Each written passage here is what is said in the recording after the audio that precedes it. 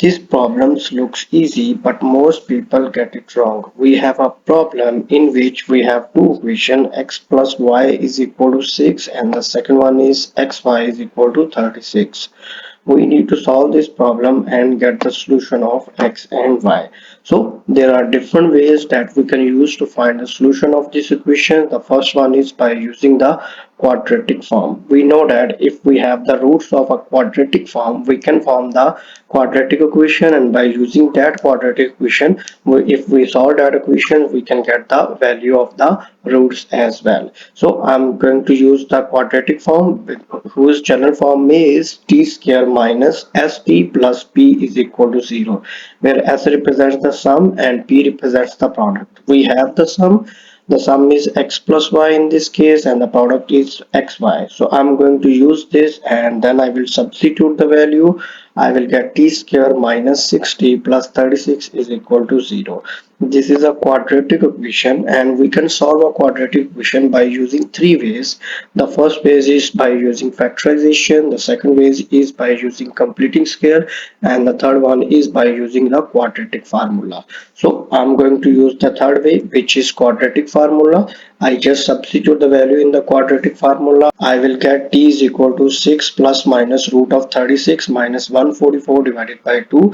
When I simplify the square root, I will get t is equal to 6 plus minus root of 108 divided by 2. Now we can make the prime factors of 108. When I made that, I will get t is equal to 3 plus minus 3 root of 3 iota. Because there is a negative sign in the square root, the solution will be complex solution. This means our x value will be equal to 3 plus minus 3 root of 3 iota, and the y value is 3 minus plus 3 root of 3 iota. Now I'm going to use the second way, which is a substitution method, and we have the both equation x plus y is equal to 6, and we can easily find the value of y by moving x on the other side. So I will get y is equal to 6 minus x.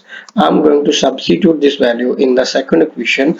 We have the second equation. The second equation was xy is equal to 36. I just substitute the value of y.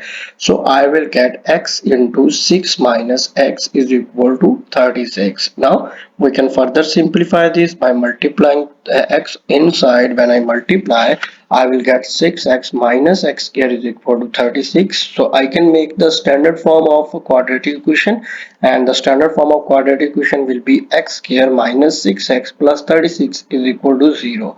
So now I'm going to solve this quadratic equation. We know the methods. I'm going to use the quadratic formula. When I use the quadratic formula, I will get x is equal to 6 plus minus root of minus 108 divided by 2. Now we can further simplify this. We will get x is equal to 3 plus minus 3 root of 3 iota.